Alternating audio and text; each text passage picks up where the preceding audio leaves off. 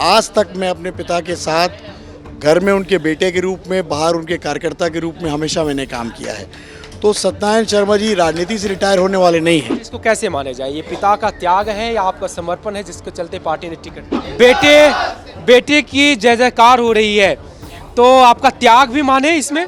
कांग्रेस ने आज दूसरी सूची जारी की और रायपुर ग्रामीण सीट से कांग्रेस से पंकज शर्मा जी को उम्मीदवार बनाया गया है। पंकज शर्मा जी सत्यनारायण शर्मा जी के बेटे हैं, विरासत संभाले हैं। पिताजी का टिकट कटा लेकिन खुशी आपके चेहरे पे है, क्या कहेंगे? पिताजी का टिकट नहीं कटा। हाँ, मैं भी वही, टेक्निकली वो उनका नाम नहीं है, लेकिन 30 साल के राजनीतिक कैरियर में मैंने पहली बार टिकट मांगी है और आज तक मैं अपने पिता के साथ घर में उनके बेटे के रूप में, बाहर उनके कार्यकर्ता के रूप में हमेशा मैंने काम किया है। तो सत्यनारायण शर्मा जी राजनीति से रिटायर होने वाले नहीं हैं, पर आयु का तकाजा होता है, उस वजह से वो चुनावी राजनीति में नहीं रहेंगे, लेकिन वो रिटायर होने वाले तो कभी नहीं हैं, हम इस बात को जानते हैं। तो पंकज जी इसको कैसे माने जाए? ये पिता का त्याग है या आपका समर्पण है जिसके चलते पार्टी ने टिकट दी? ये पिता का त्याग नहीं है, पिता का आशीर्वाद है। और मेरे 30 साल के राजनीतिक सफ़र को देखते हुए हमारे वरिष्ठ नेता मल्लिकार्जुन खड़गे जी, राहुल गांधी जी, प्रियंका गांधी जी, सोनिया गांधी जी, हमारे मुख्यमंत्री भूपेश बघेल जी, हमारी मैडम शैलजा जी और दीपक बैज जी ने और अन्य वरिष्ठ नेताओं ने मेरी 30 साल की मेहनत को देखकर आज उसके परितोषक के रूप में आज मुझको राजपुर ग्रामीण का प्रत्याशी बनाया है। पिताजी ही राजनीतिक गुरु है या किन्हीं और को भी मानते हैं? देखिए, मेरे पिता मेरे घर के अंदर मेरे पिता हैं।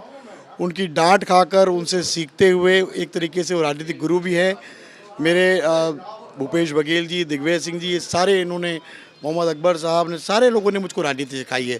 और मेरे सबसे बड़े गुरु रायपुर ग्रामीण के वो सैकड़ों कांग्रेस के कार्यकर्ता हैं जिन्होंने दशकों से कांग्रेस के विधायक को न होते हुए भी रायपुर ग्रामीण विधानसभा क्षेत्र में कांग्रेस का परचम लहरा रखा है। अभी जब क्षेत्र में जाएंगे तो आप नए नहीं रहेंगे कांग्रेस के लिए, लेकिन मुद्दे क्या रहेंगे? आप क्या ऐसी चीज गिनाना चाह रहे हैं जिसके आधार पे आप कहेंगे कि हाँ, कांग्रेस ग्रामीण की जनता है वो एक बार फिर से आप पे भरोसा जताएगी? ऐसे क्या फैक्टर्स, क्या काम, क्या ऐसे विकास हुआ?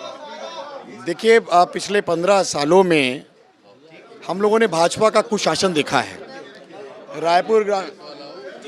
रायपुर ग्रामीण में जो मुद्दे थे, आपको मैं बता दूं कि रायपुर ग्रामीण विधानसभा क्षेत्र में एक नगर निगम बिरगांव है। आज़ादी के वहाँ से आज तक वहाँ नलों में पीने का पानी नहीं आता था। 15 सालों में बीजेपी ने इस दिशा में कोई काम नहीं किया। कांग्रेस की सरकार बनते ही 104 करोड़ रुपए की नल जल योजना बनी, जिसका लगभग 90% काम पूरा हो चुका है। जनवरी तक हमारा लक्ष्य है कि एक घर में साफ पीने का पानी हम उपलब्ध कराएंगे। माना कैम्प एक नगर पंचायत है, वहाँ भी माननीय मुख्यमंत्री भूपेश बघेल जी ने 44 करोड़ रुपए की नल जल योजना का सौगात हमको दिया है। रायपुर ग्रामीण विधानसभा क्षेत्र में आज से 5 साल पहले तक एक भी कॉलेज नहीं होता था।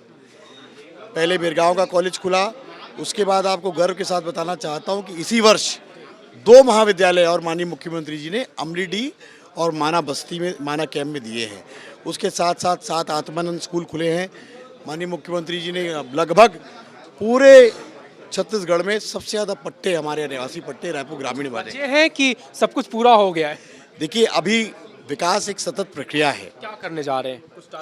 आगे हमारा लक्ष्य है, सबसे पहले हम बिरगांव को साफ पीने का पानी उपलब्ध कराना चाहते हैं और जो मूलभूत सुविधाएं से वंचित पिछले 15 सालों में रायपुर ग्रामीण विधानसभा क्षेत्र रहा है, उनको भरपूर मदद करके, उससे पहले जो माननीय मुख्यमंत्री जी ने पिछले कुछ दिन पहले घोषणा की है, आचार संहिता की वजह से ITI कॉलेज नहीं खुल पाया, वो ITI कॉलेज बिरगांव में स्थापित कराकर हम अपने बेरोजगार साथियों को प्रशिक्षित करके उनको रोजगार दिलाने का काम करेंगे। साथ में हमारे सत्यनारायण शर्मा जी भी है, पिताजी है और बेटे की जय जयकार हो रही है, तो आपका त्याग भी माने इसमें? देखिए, बड़ी प्रसन्नता हो रही है अपने बेटे को अपने सामने, उसके चेहरे पर सताज बनते देखता हूँ। मुझे खुशी हो रही है कि मैंने बेटे को सच्चा ज्ञान दिया। 30 सालों से कांग्रेस सेवा करते आ रहा है और मैं जब इस चुनाव नहीं लड़ रहा हूँ, इस बार वो चुनाव लड़ रहा है। परिवारवाद का कोई सवाल नहीं है। आप कह रहे थे कि आप राजनीतिक गुरु भी हैं, सिखाया भी है आपने सब कुछ। अब चूंकि वो समर में है, अब चुनाव समर में है, पहले तो आपकी छत्र छाया के नीचे थे, क्या कुछ सिखाना चाह रहे हैं, कुछ सीख और दे रहे हैं? मेरा यही उसको आशीर्वाद है, कोई ऐसा काम ना हो जिससे मेरी गर्दन नीची हो, यही सबसे बड़ा सबक है उसके लिए। इतने बड़े कद के नेता रहे आप और इतने जमीनी स्तर पे जुड़े रहे, फिर भी बहुत टफ होता था। मैंने देखा है चुनाव में आपको कैसे परिश्रम करते हुए, और वोट का मार्जिन भी बहुत कम होता था। वो तो कहते थे कि आप ही हैं जिसने बदली थी, सीट बदली, लंबे समय से कांग्रेस का विधायक चुन के नहीं आया।